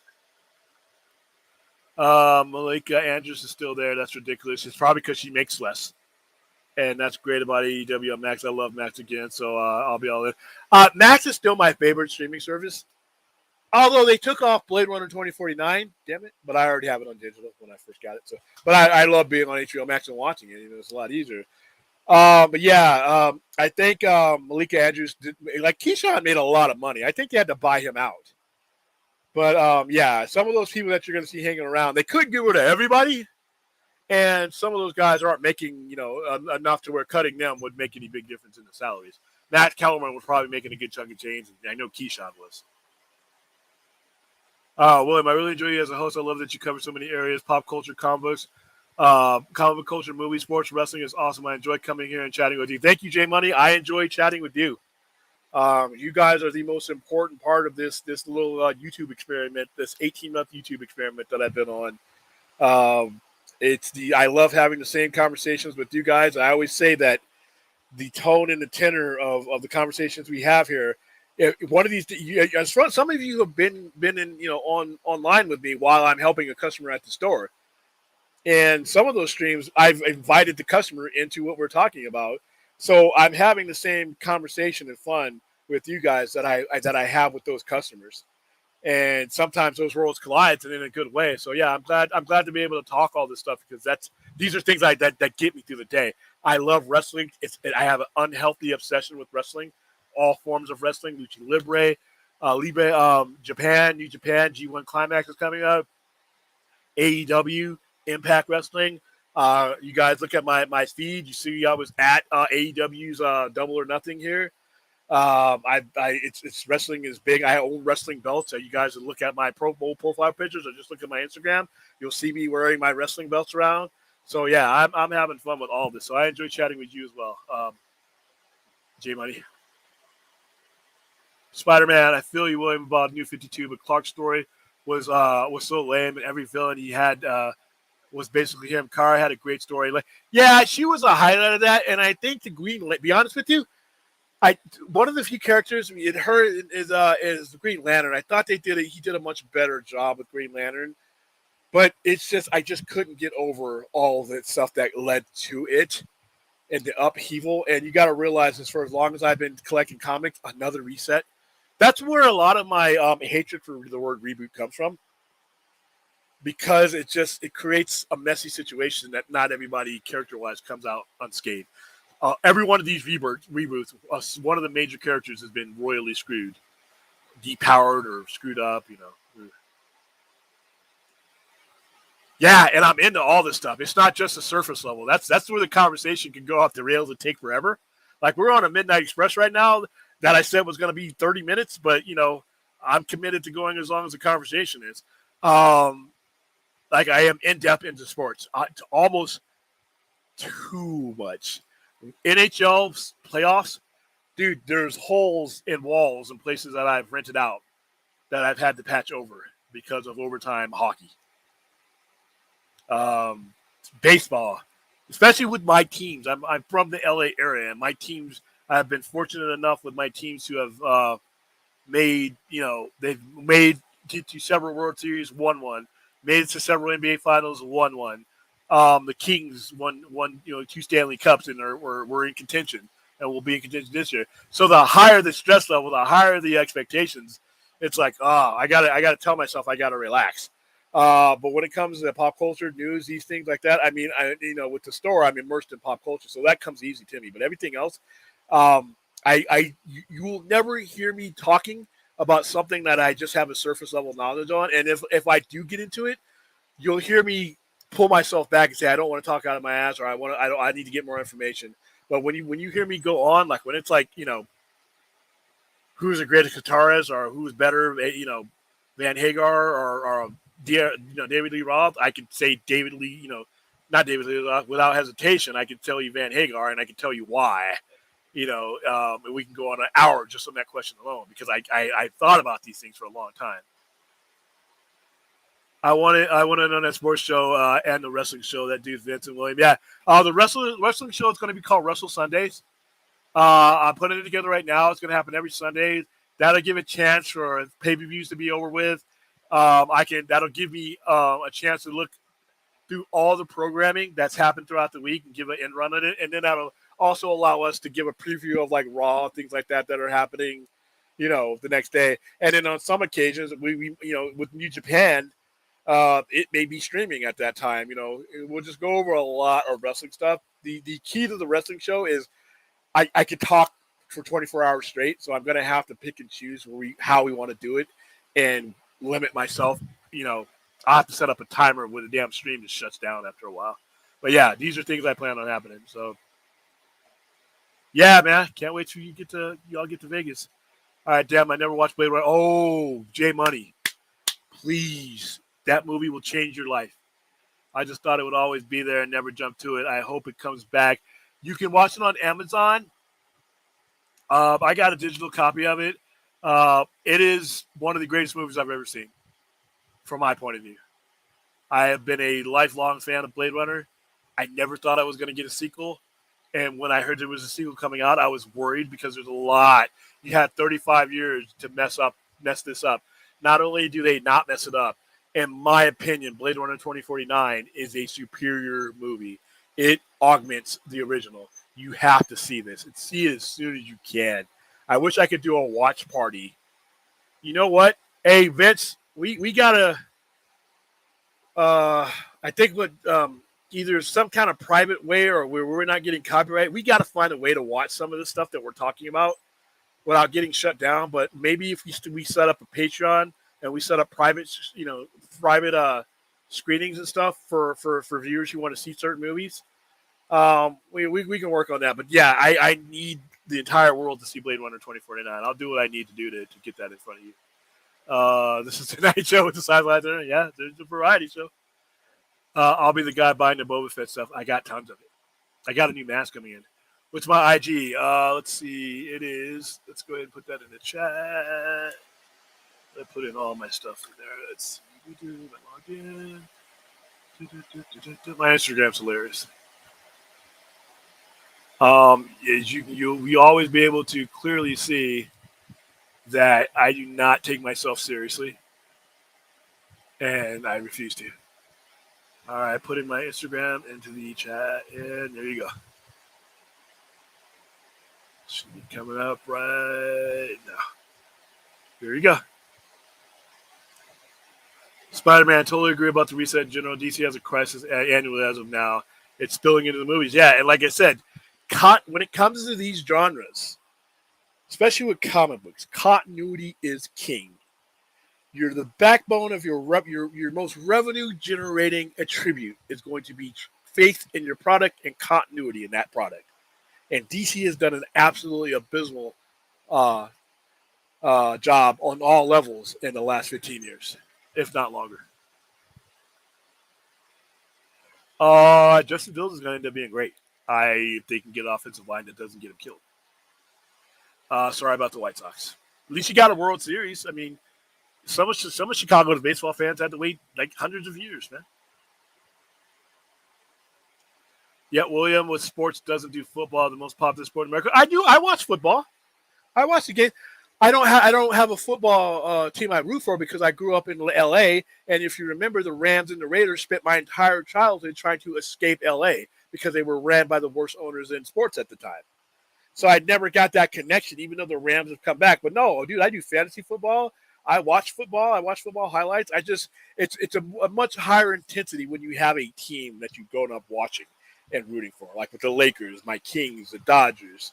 I've grown up watching and rooting for those teams. I did not grow up a Raiders fan when they were in L.A. I didn't grow up a Rams fan when they were in L.A. So, like I said, they left L.A. in 1995. By the time they left L.A., I was 21 years old, and they spent the entirety of my childhood, I swear, trying to get out of L.A., both of them, and then they both left the same year. So, no, I'm into football. Not a big Trek fan, so I appreciate the extra show tonight. Yeah, that's cool. That's why we try to give the variety so that, there's something in there for everybody, I could talk about football and college football. I'm not as big into college football. I'm just not, that big into it. I'll watch certain games, the big games. I can't wait for Wrestle Sundays. I'll be posted to my EW Facebook. Yeah, thank you. We'll need the quick launch, but Yeah, we're gonna. There's so much to talk about. I want to do match breakdowns, and I need to figure out how to do match breakdowns without getting copyright stricken or getting the stream taken down. I know I tried to use stills, like when we did the Steamboat versus Flair's feud. I did stills, and they still took it down. So I need to find a way to break down matches. I don't know if there's a way because I know like Fightful Selects, which I listen to religiously, they don't even do it. They talk about the matches, and all the big streamers they talk about the matches. So they'll um, we'll have to figure out a way to illustrate that point to you. But that's one of the things I can do. Okay, cool. Yeah. By the way, I love how strong Judgment Day looked this week.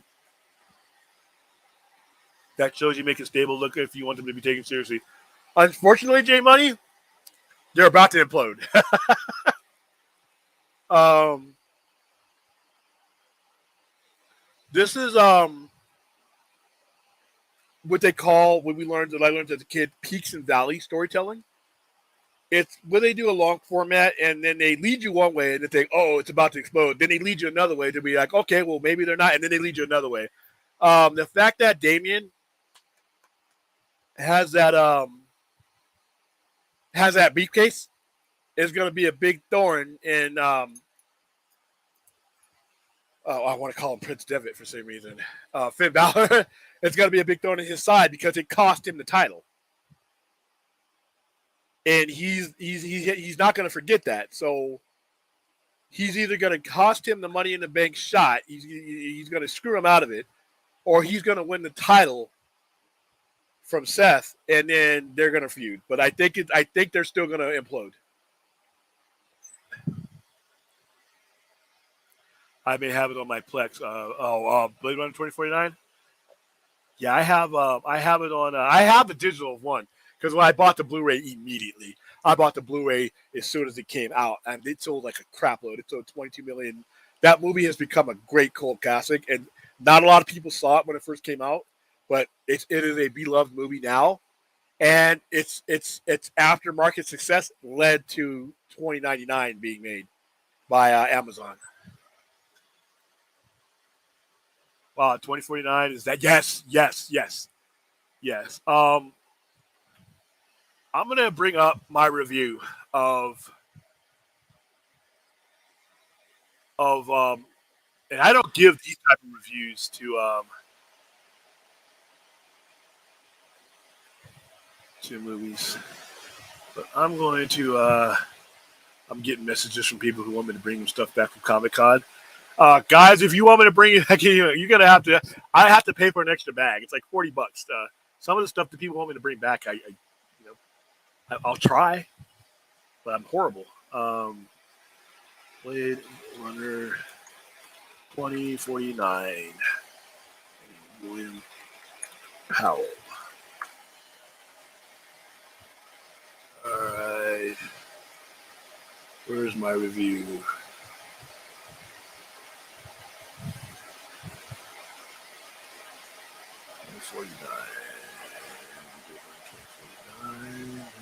Search. Let's go back here because let's see, 49.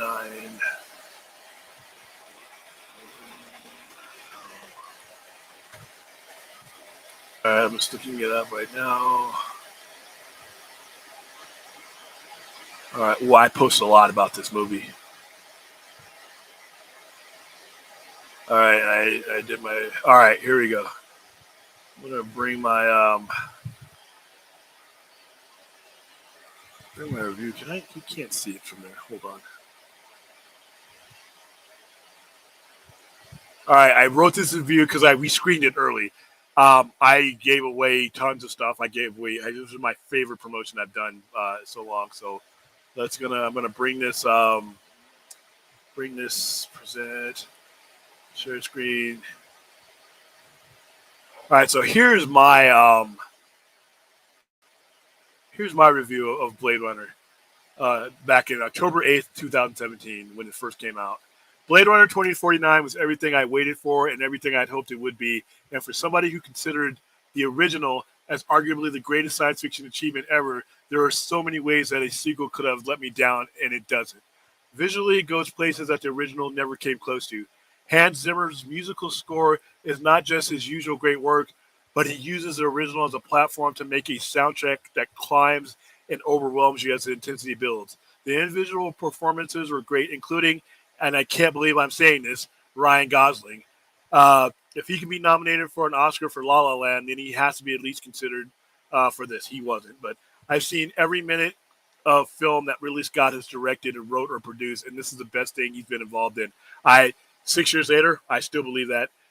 It's a long movie at 2 hours and 44 minutes. I think that's what hurt its box office, but it moves fast, and every second is needed to explore this film. On my scale of 1 to 5 fraps, because that's the frappometer, you'll see that come back, is where I rate movies, 5 being the highest. Blade Runner 2049 gets the elusive 6 Frappuccino rating. The only movie to achieve that. So that's how I felt about Blade Runner 2049 the day I saw it, or the 2 days after I saw it, because I saw it on October 6th. So, yes, it's that good. And this is coming from somebody who has clutched the original 1982 film in my hands and been protective of it so long. For me to say that, it's something. It is a great movie for the reasons I gave you that review. William, OG Blade Runner was my cup of tea, but I'm going to watch 2049 one of these days. It wasn't for a lot of people. Blade Runner is still ahead of its time, 41 years later. And depending on which version you watch, if you watch the theatrical cut, you should be fine. If you watch the international cut, you should be golden. If you watch, maybe, I don't know if you watched the version that didn't have the voiceover. The ones without the voiceover, for people just out getting into Blade Runner, I do not recommend that one. If you are ever going to watch Blade Runner, the original Blade Runner, watch the theatrical cut or watch the international cut.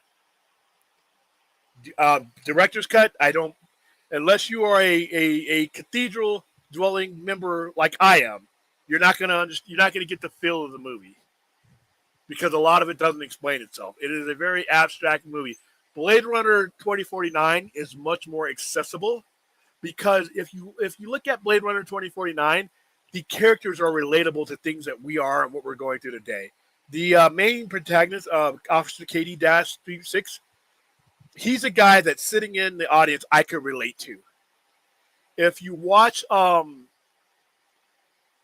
we did a stream. If you look at, it's on Point Junction. You know, and both it's on Point Junction, not on my YouTube channel yet because we weren't doing ours yet. Scroll back about a year or so ago. We did an entire stream. Me and Scott McClellan, I think, did an entire stream on the effects of Blade Runner and the legacy of Blade Runner, both movies. If you get a chance, watch that. It's one of the best things I've ever done on YouTube. As a matter of fact, let me go ahead and get you. Let's go ahead and I'm going to put that link in here because I really think that you'll get a better understanding of how I feel about these movies. Let's see.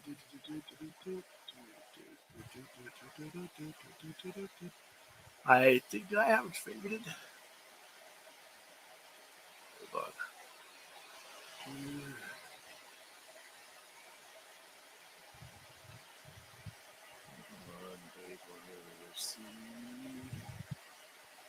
I think I favorited it.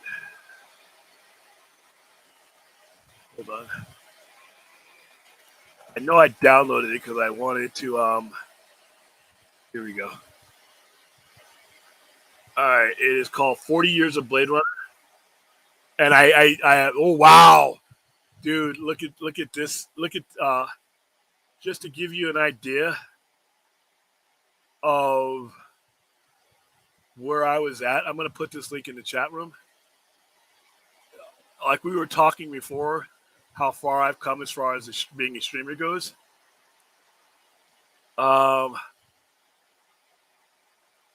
Check out how ghetto I was doing this stream.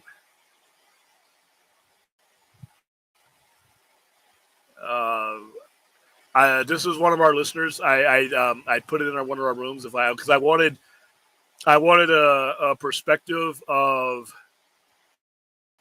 stuff. They put that on top of there. Roger Deakins, he had been nominated 14 times before he won. He won another one recently, but this was he. Look at my background. Remember that background, guys? The old red background with nothing on it. Oh my goodness! I feel like this was 40 years ago, and it was only like maybe a year or so ago. Oh my goodness. Let's see. Let's look at this. That's a very influential movie. Beastmaster bombed because it kind of got released in the same year Conan did. Yeah, this is us, me and Scott McClellan. You might see him on the Poindex Lounge, and you'll see him primarily on Film Junkie. He's a huge movie aficionado, and I really enjoyed having him on here. He added 49 set with the Sapper Morton. Quite a bit. Oh, look at me! I look much younger. Same shirt. That's Scott. Yeah, this is one of the cooler things that we did. And like I said, I don't do these things unless I am heavily into them and I know what I'm talking about. And when it comes to Blade Runner, man, I could go forever. But yeah, I put that in the chat. Check that out if you guys get a chance. All right. We can play a movie on Twitch. They'll never care. All right. You know what? We need to do this. We need to. I need everybody within the sound of my voice to appreciate and experience Blade Runner. I wish I could give it to you on the largest screen possible, but I would rather you see it and experience it and understand it than not. So yeah, we're going to have to set that up, Vince. Yep. Yeah, that's an Infinity Gauntlet mitten. We were doing a promo. For Endgame or Infinity Gauntlet, Infinity War or Endgame, one of the two. I forgot. And that was, we had taken people with us. And if you look at the Instagram going way back then, I have a bunch of cosplayers with me. We just do a lot of stuff with movies. And I had a Infinity Gauntlet piggy bank that you could take off and wear. My employee at the time, and it's my fault, I didn't tell him, he sold it the day I was going to use it for the movie because it was sitting under glass. He sold it, not his fault, mine. So I needed something. So what you see in that picture is an oven mitt. That is an oven mitten. That's hilarious. I remember that day. This is pre-2019. Because you could tell because that's when I just wore any shirt. After we did the Shazam promo, I that is my work shirt is now the shirt that you see me wearing and the shirt that you see in my icon. Yep. Thanks for the sub, though. Thank you. All right. The Rams were here for a while. I work a mile from them and they practice. Oh, yeah. They were in St. Louis. Yeah. They won the Super Bowl. Okay. I will be in SoCal next week. So then just as I return, we'll be in SoCal, so it's Las Vegas. Yeah, it's us getting away from the heat. All right, I think they may surprise us with a swerve and not break them up. Maybe. I would love to be, to not be able to predict everything, So I think it's too easy to make them break up. I think Damian challenged whoever the champion is after Roman and Finn gets Seth. Possible. Okay, there you go. And question, what is your favorite faction in AEW, and what is your favorite faction in WWE? I don't have one in WWE. I haven't had one for a while. The one I would probably watch the most in WWE was the OC, and that's because they go back to Bullet Club. But they're not around that much. Damage Control is entertaining. I just don't have one in WWE. AEW, the Elite, for so many reasons. They have, in my opinion, one of the top 3 best wrestlers in the world in Kenny Omega. They have one of the greatest tag teams to ever lace them up in the Young Bucks. They don't put on bad matches. Not only can they carry their feuds, no matter who they are, they don't put on bad matches. They're consistently around unless there's an injury involved. Most of the best matches in wrestling, whether it be tag team or singles, has involved those guys. Remember the Lucha Brothers? I mean, every great tag team match has involved the Young Bucks. Lucha Brothers versus Young Bucks was excellent. Hangman Adam Page and Kenny Omega versus Young Bucks was excellent. When we get FTR versus them, so they are the pivoting point for everything good that has happened in that company. So the Elite, I have a feeling, though, Bullet Club Gold will as they start to add members, will probably surpass them, though. J Money, I heard 2049 was a cult classic and didn't get the love truly deserved. No, it didn't. They didn't do a great job marketing that, and I say that as somebody who is part of the marketing, but I was at the lower end of the marketing. They expected that everybody after 35 years was going to have the same connection that geeks like me did, and that just wasn't the case. They didn't do a good job of explaining why people should see this movie, whether they'd seen Blade Runner or not. They didn't do a good job of tying the two together. I did. When I showed it, when I did the promotion, I made sure everybody that went with us to go see Blade Runner 2049 had sat in an audience with me to watch Blade Runner 2049, or Blade Runner, the international cut. And everybody, after we watched the movie, we did a Q&A that lasted another hour and a half where they asked me anything they didn't know. I wanted these people to go into Blade Runner 2049 feeling as comfortable with the IP as possible. The Warner Brothers didn't do that overall for the movie. Plus, it was a long movie, and whenever you have a movie that long, it shows on less screens. But once people saw the movie, they understood it. And Blade Runner 2049 did something that Blade Runner 1982 did not do. It won Academy Awards. It won for Best Visual Effects, and it won for Best Cinematography. And even though the movie lost money initially in the movie theaters, I talked to execs from Warner Brothers at the time. They were proud of that movie. They were proud that they could put Academy Award winning on the labels of that Blu-ray that they sold 22 million of. When they said, they were more than happy to send everybody out that email for your consideration. You know how much pride when one of your movies is up for that, and to win 2 awards, that's a big deal. So, and since then, like I said, people have understood the greatness of that movie, and that's why Amazon said, you know what, $20.99. Also, watch Blade Runner Black Lotus. Those on the Cartoon Network, Adult Swim. That is excellent. And also on YouTube for free, you can watch the 3 lead-ups that lead up to 2049. They're free. Yeah, it's great, man. Please do. No. The international cut you actually have to purchase online. You can actually, I have it at the store. I may have to do a digital transfer. Because when you bought the Blade Runner set, the ultimate set with the suitcase, the international cut was, you get 7 editions, and one of them is the international cut, and that's what you have to. That's where I got it from. The international cut. The difference between an international cut and the theatrical cut is the international cut has the unicorn scene inside. Yeah, some of the special effects are better, and there's a voiceover. All the uncut stuff, it's the director's cut with the voiceover. That's a big deal.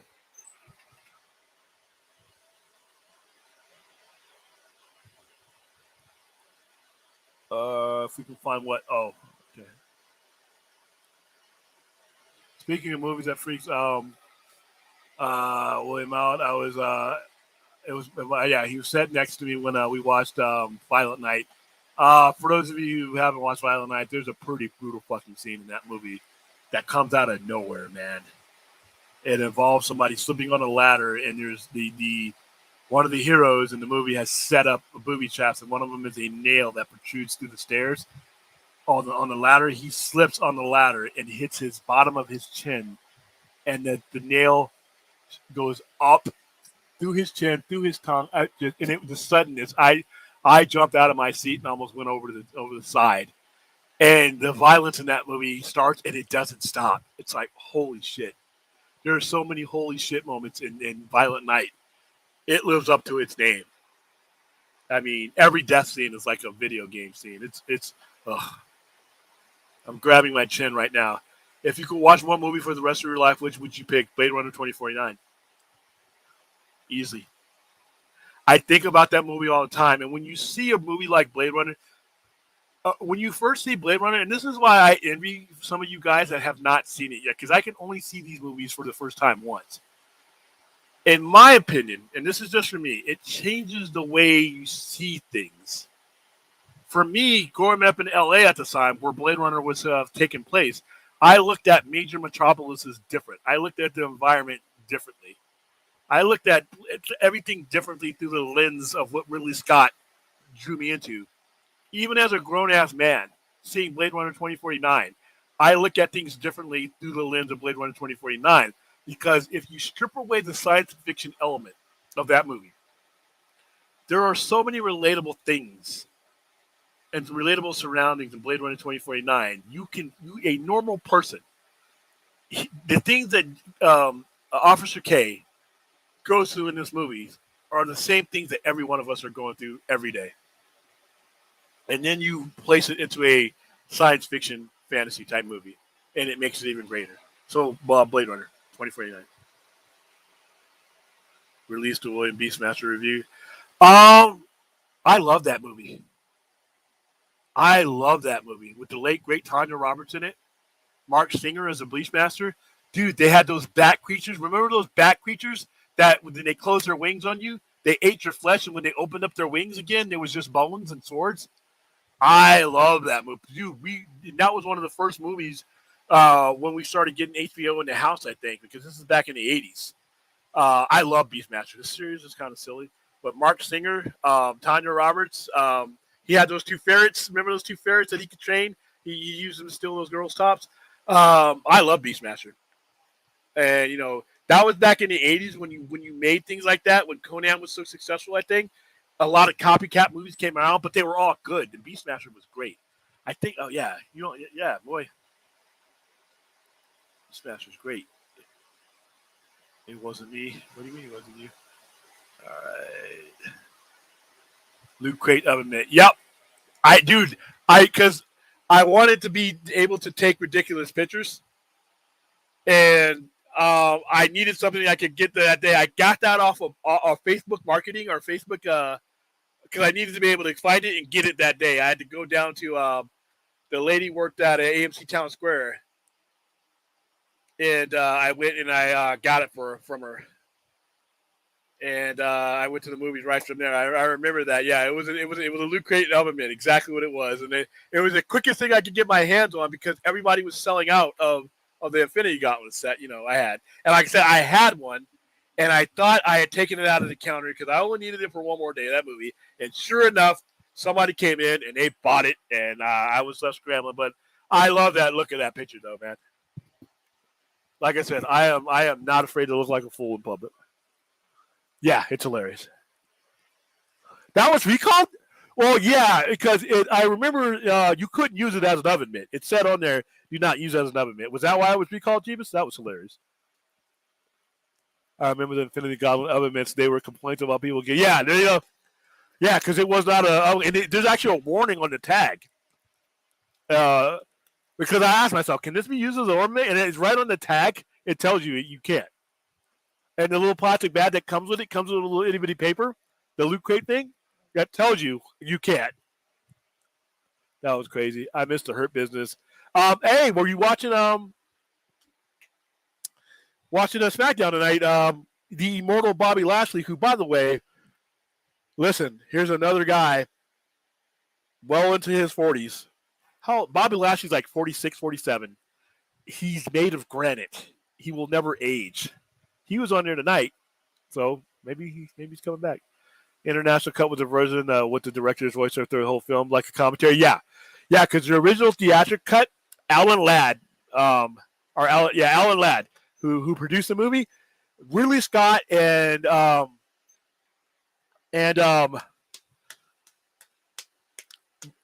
Harrison Ford did not want to do it. They were vehemently opposed to